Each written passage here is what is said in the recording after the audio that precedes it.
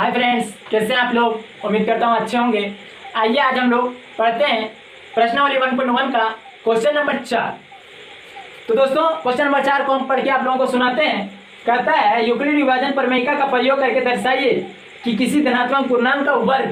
प्रत्येक बार हम लोगों का रहा था धनात्मक पूर्णांक विषम सम, लेकिन यहाँ पर क्या बोल रहा है, वर्ग बोल रहा है। किसी पूर्णांक m के लिए 3m या 3m+1 के रूप का होता है।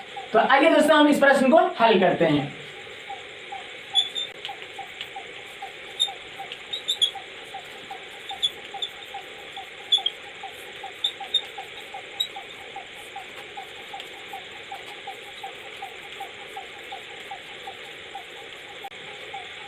दोस्तों यहाँ पर हम माने हैं कि माना a एक धनात्मक पूर्णांक है और b क्या है, 3 है। तो दोस्तों यहाँ पर जो a है वो बड़ा है किससे, b से, और b बराबर मेरा कितना है, 3 है। तो दोस्तों यहाँ पर आप जान लीजिए कि a का वैल्यू जो होगा वो होगा 3b + 0, 3b + 1, 3b + 2, 3 ही तो यहाँ पर आएगा। तो यहाँ पर दोस्तों हम लिख सकते हैं, लेकिन चलिए आप लोगों को यहाँ पर छोटा सा करके हम आपको दिखा देते हैं। यदि हम 3 से भाग देंगे किसको, a को, तो q बार में जाएगा और शेषफल r बचेगा। और यहीं पर हम r को a को लिख सकते हैं a = और r यहाँ पर मेरा क्या क्या हो सकता है, 0 हो सकता है, 1 हो सकता है और 2 हो सकता है। तो a जो है वो मेरा क्या हो सकता है, 3q + r। और r का जहाँ पर क्या क्या बैठा सकते हैं, 0 बैठा सकते हैं, 1 बैठा सकते हैं और 2 बैठा सकते हैं। तो यहाँ पर यूक्लिड विभाजन प्रमेयिका से इतना लिखने की आवश्यकता नहीं, क्योंकि ये जो क्वेश्चन है वो लंबा प्रोसेस है, इसीलिए हम उसे हाइड करते हैं। और आइए हम लोग a का वैल्यू डायरेक्ट बैठा रहे हैं। तो यहाँ पर a का वैल्यू क्या क्या आएगा, एक बार यदि हम 0 बैठा देंगे तो आ जाएगा 3q, दूसरा बार में आ जाएगा 3q + 1, तीसरा बार में आ जाएगा 3q + 2। तो आप समझ रहे होंगे। आप आगे देखिए कि आगे होता क्या है। यहाँ पर मेरा 3 केस बनेगा। तो आइए केस नंबर 1 को हम लोग देखते हैं।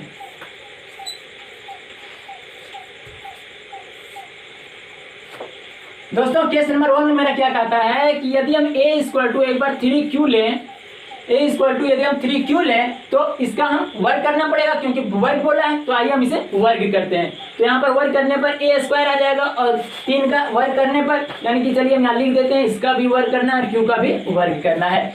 तो आइए a का वर्ग हो जाएगा a² और यहाँ हो जाएगा 9 और ये क्या हो जाएगा मेरा q²। दोस्तों यहाँ से क्या 3 हम कॉमन ले सकते हैं, बिल्कुल हाँ ले सकते हैं। तो आइए हम इसे 3 को कॉमन लेते हैं। यदि 3 को हम कॉमन लेते हैं तो यहाँ पर 3q² बचता है। दोस्तों अब ये जो 3q² बचा है ब्रैकेट में है, इसे हम लोग मान लेते हैं क्या, m मान लेते हैं, इसे m मान लेते हैं। तो यहाँ पर मेरा क्या हो गया, 3m। और दोस्तों यहाँ पर जहां पर m मेरा क्या है, 3q² है।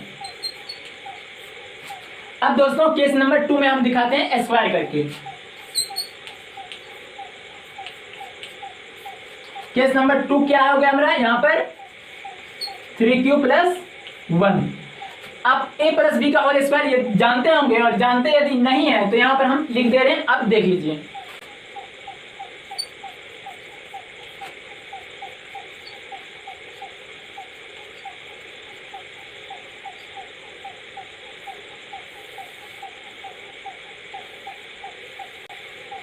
तो दोस्तों यहाँ पर a + b का होल स्क्वायर क्या होता है, a² + 2ab + b²। तो दोस्तों यहाँ पर मेरा वही फॉर्मूला लगने वाला है, क्यों, a का वैल्यू यहाँ हम लोग कितना लिखे हैं, 3q + 1 लिखे हैं।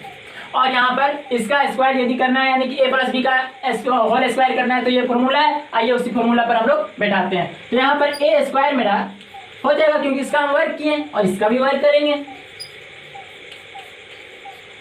अब आइए दोस्तों इसको वर्ग करने पर कितना आएगा, इसका स्क्वायर करना है। तो 3 का स्क्वायर 3 × 3 = 9 और q का स्क्वायर q²।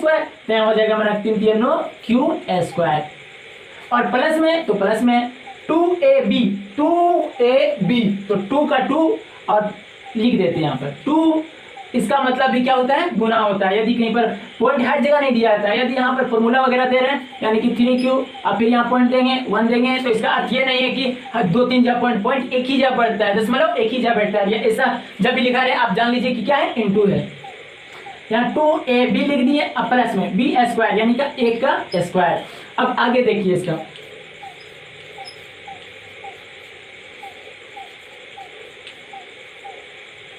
वन का स्क्वायर वन ही बचेगा।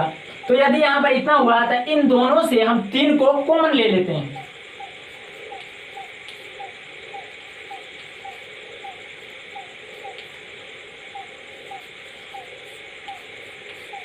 तो दोस्तों यहां पर कितना आ गया मेरा, इतना आ गया, और इसी को हम लोग m मान लेते हैं। क्या मान लेते हैं, m मान लेते हैं। तो मेरा पूरा फाइनली क्या आ गया, 3m प्लस 1 आ गया। और ये जो है 3m प्लस 1, जहां पर m मेरा क्या है, तो 3q स्क्वायर प्लस 2q, ये मेरा क्या है, तो m है। तो दोस्तों अब देखिए केस नंबर 3, इसे हम मिटा देते हैं। दोस्तों यहां पर केस 1 में कितना आया था, 3m, और केस 2 में कितना आया था, 3m प्लस 1, और केस 3 में क्या आएगा हम लोग यहां पर देखेंगे। तो a का वैल्यू आप क्या उठाएंगे, 3q प्लस 2, तो a बराबर मेरा क्या हो जाएगा, 3q प्लस 2 हो जाएगा। अब इसका मुझे वर्ग करना है, तो आइए a का वर्ग हो जाएगा a स्क्वायर बराबर इसका वर्ग, यानी कि क्या हो गया, a प्लस b का होल स्क्वायर, वही हो गया। अब इसे हम एक ही बार में तोड़ के लिख देंगे, आप लोग जान लीजिएगा। a का स्क्वायर यानी कि इसका square 9q square plus 2ab, तो 2a और b, ये भी गुना में, ये भी गुना में, 2 भी गुना में, लिख ही देते हैं। प्लस में इसका स्क्वायर यानी कि 4। तो दोस्तों यहां पर कितना आ गया, 9q स्क्वायर प्लस में इसको गुना करें 4 और 3 12 हो गया, प्लस में 4। अब यहां पर हम क्या करेंगे, तो दोस्तों यहां पर मेरा क्या बच गया, 9q square plus 12q plus 4।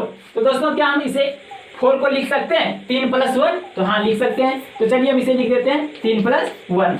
तो यहां से मेरा सबों से 3 कॉमन आ रहा है, तो आइए हम इसे कॉमन ले लेते हैं। यहां पर कॉमन लेंगे तो 3q स्क्वायर बचेगा, और यहां पर लेंगे तो 4q बचेगा, और यहां लेंगे तो 1 बचेगा, और यहां पर मेरा प्लस 1 है ही। तो इसे अब हम लोग क्या मान लेते हैं, m मान लेते हैं।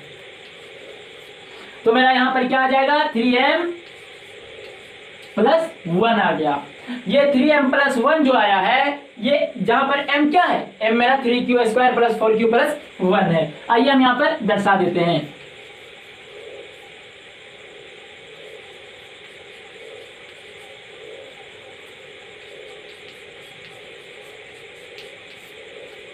तो दोस्तों यहां देखिए क्या आया, केस 3 में भी 3m प्लस 1 आया, यानी कि केस 1 में मेरा इतना आया 3m, और केस 2 में मेरा कितना आया 3m प्लस 1, और केस 3 में मेरा कितना आया 3m प्लस 1। यानी कि इससे यही पता चलता है कि ये जो होगा, जो धनात्मक पूर्णांक वर्ग होगा, वो क्या क्या आएगा, एक ये आएगा, वो आएगा, और ये आ सकता है। आइए हम लोग इसे लैंग्वेज में दिखाते हैं। तो दोस्तों यहाँ पर देखिए लैंग्वेज में लिख दिया, अतः किसी धनात्मक पूर्णांक का वर्ग 3m या 3m प्लस 1 के रूप का होगा। आइए दोस्तों अब हम लोग प्रश्न नंबर 5 को देखते हैं। 5 नंबर कहता है मेरा, यूक्लिड विभाजन प्रमेयिका का प्रयोग करके दर्शाइए कि किसी धनात्मक पूर्णांक का घन, उसमें क्या बोला था, स्क्वायर यानी कि वर्ग, इसमें क्या बोल रहा है, घन 9m या 9m प्लस 1 या 9m प्लस 8 के रूप का होता है। आइए हम लोग इसे सिद्ध करते हैं। तो दोस्तों पहले हम इसे मानते हैं।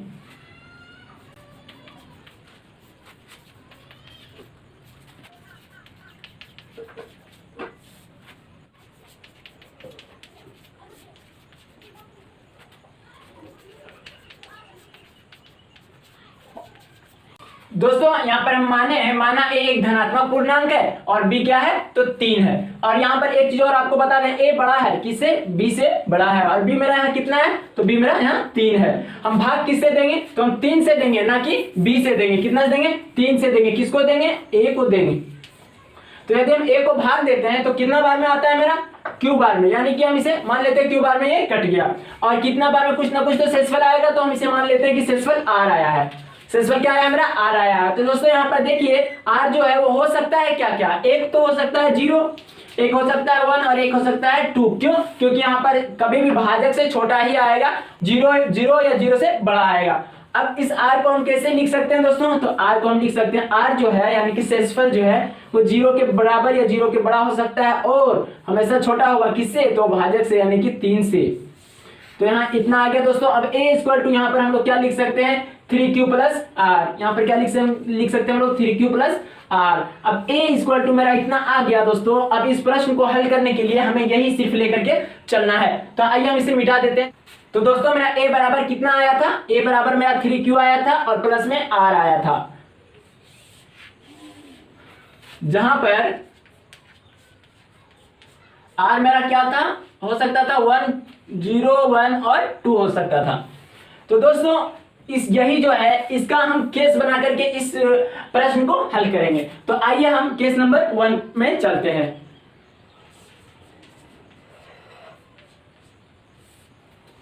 मान लीजिए केस नंबर 1 में मेरा क्या है, a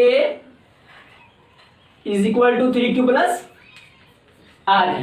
यदि हम r का वैल्यू यहां पर 0 ले लें, कितना केस होगा मेरा, 3 होगा। क्यों, क्योंकि एक बार हम r को लेंगे, एक बार 1 को लेंगे और एक बार 2 को लेंगे, तो 3 केस यहां पर बनेगा। इसीलिए देखते हैं आसान, यदि हो जाए तो अच्छी बात है। और चलिए हम यहां पर r के स्थान पर क्या बैठा रहे हैं, हम 0 बैठा रहे हैं। तो a इक्वल टू मेरा यहां पर क्या हो जाएगा, 3q हो जाएगा। क्यों, r के पास 0 बैठाने की आवश्यकता नहीं।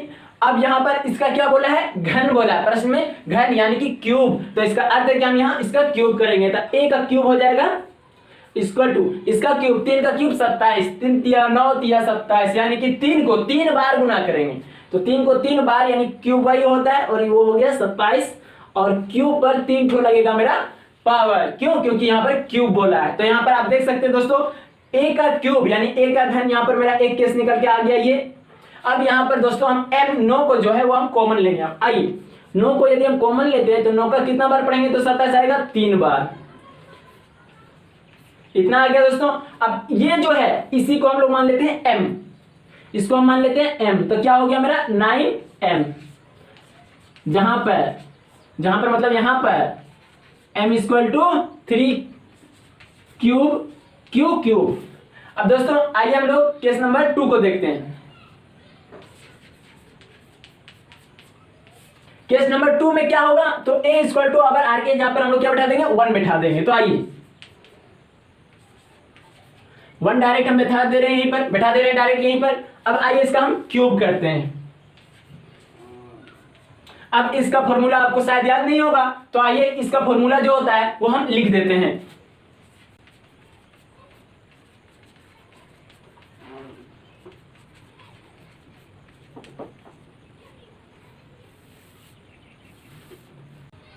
क्या फॉर्मूला हो गया इसका, a प्लस बी का होल क्यूब। यदि फॉर्मूला आप पूछेंगे a cube plus B cube plus 3ab plus into में a प्लस बी ब्रैकेट में। यदि यहां पर कोई बोले आपको कि नहीं a cube plus B cube plus 3a square B plus 3ab square, तो आपको बगैर बढ़ाए आपको कहना है कि दोस्तों एक बार इसमें गुना कीजिए इसको और इसको एक बार इसमें गुना कीजिए, वही आएगा। तो हमको यही अभी यहाँ पर यूज है, इसलिए हम ऐसा लिखें। आइए इसका फॉर्मूला को हम लोग प्रयोग करते हैं। a क्यूब, तो a क्यूब यहाँ पर कितना है मेरा, तो यहाँ डायरेक्ट हम लिख देते हैं 27 क्यूब।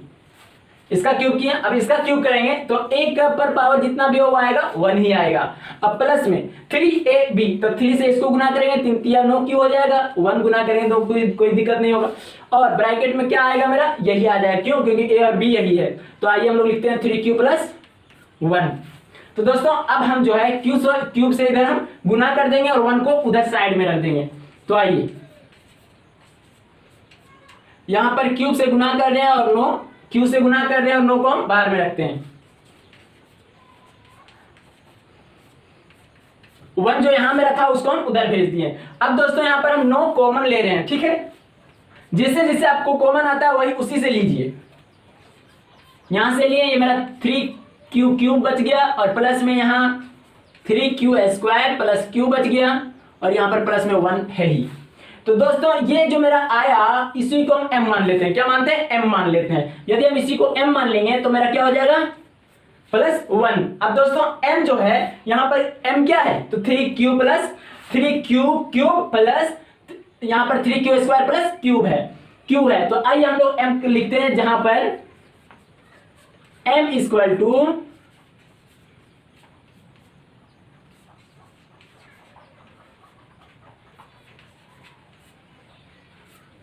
यहां पर ब्रैकेट भी आप हटा देंगे, कोई प्रॉब्लम नहीं होने वाला। तो मेरा m बराबर यहाँ कितना आ गया। अब देखिए दोस्तों, a क्यूब यहाँ पर क्या आया है, इतना आया है, यहाँ पर इतना आया है। अब केस 3 को हम लोग देखते हैं। अब देखते हैं केस 3 में मेरा क्या आता है, क्या जो बोला है वो हम सिद्ध कर पाए। तो चलिए केस 3 हम इसे मिटा करके लिखते हैं। दोस्तों यहाँ पर देखिए केस 1 मेरा क्या आया था, a क्यूब बराबर 9m, और यहाँ पर केस 3 को हम लोग चलिए देखते हैं। केस 3 में क्या करेंगे, r के जगह पर हम लोग 2 बैठा देंगे तो वो केस 3 बनेगा। आइए हम लोग a को a इक्वल टू लिख देते हैं उतना 3q प्लस में r यानी कि अब हमको 2 लेना है। सारे r के जितने संभावना हो सकता था शेषफल सबको लेकर के हम सिद्ध कर रहे हैं। आइए हम तीसरा को सिद्ध करते हैं। तो यहाँ पर जब हम इसे क्यूब करेंगे तो क्यूब करने के बाद ये यहाँ चढ़ जाएगा 3 पावर में, और यहाँ पर अब आइए दोस्तों इसका क्या होगा, इसका मेरा क्या होगा, तो इसका होल क्यूब होगा, पूरा का क्या होगा, होल क्यूब होगा। क्यूब करने के बाद में ये फॉर्मूला आएगा, इसको हम लोग डायरेक्ट लिख देते हैं। ऐसे करने के बाद यहाँ चढ़ाने के बाद जरूरत नहीं है। आइए 27 क्यूब प्लस में, तो दोस्तों इसका हम लोग क्यूब करेंगे। तो क्यूब करने के बाद यहाँ पर आया a का इतना, 3 का क्यूब करने के बाद इतना, और q का क्यूब करने पर इतना, और 2 का क्यूब यानी 2 दूना 4, 4 दूना 8, 2 को 3 बार लिख के गुना करेंगे तो मेरा आ गया, मेरा 8 आ गया। कितना आ गया, मेरा 8 आ गया। और प्लस में 3ab, तो 3a ये है और b ये है। चलिए लिख देते हैं हम एक स्टेप, 3a हो गया ये और b हो गया मेरा ये। अब ब्रैकेट में कहता है a और b, तो a कितना मेरा 3q प्लस b कितना है 2 है। दोस्तों अब हम लोग इसे बनाते हैं। तो चलिए एक क्यूब को एक क्यूब यहां उतारते हैं, और यहां 27 प्लस 8 को हम लोग उधर ले जाएंगे। यहां पर मेरा कितना हुआ, 3 3 9 दूना 18। दोस्तों क्यूब से अंदर हम लोग गुना कर देते हैं।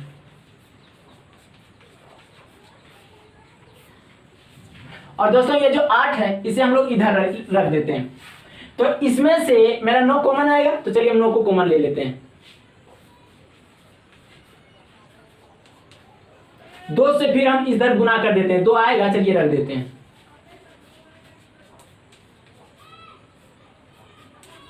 हम 2 से गुना नहीं किए, सिर्फ हम लोग 9 कॉमन लिए।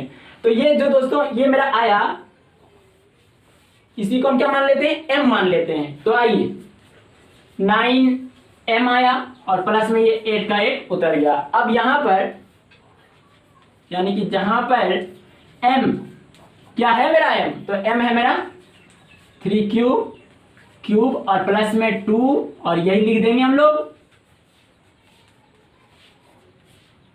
ये है मेरा। अब ये मेरा m हुआ। तो देखिए दोस्तों जो हम लोग निकालना चाहते थे, सिद्ध करना चाहते थे, वो सारा घन क्या सही है, हाँ 9m, यहाँ पर क्या है 9m प्लस 1, और यहाँ पर 9m प्लस 8, सारा का सारा आ चुका है। तो दोस्तों इसे हम लोग लैंग्वेज में आपको दिखा देते हैं। आइए दोस्तों ये जो हम लिखे हैं इसे हम आपको पढ़ के सुनाते हैं। अतः a धनात्मक पूर्णांक के घन को 9m प्लस 1 या 9m प्लस 8 के रूप में लिखा जाता है। तो यही मेरा बोला था प्रश्न भी सिद्ध करने के लिए, और हम लोग सिद्ध किए हैं। दोस्तों उम्मीद करता हूं आपको ये वीडियो काफी पसंद आया होगा। पसंद आया तो लोगों में शेयर कीजिए, आप सब्सक्राइब कीजिए, बेल आइकन को दबाइए, सभी को दिखाइए। बहुत बहुत शुक्रिया।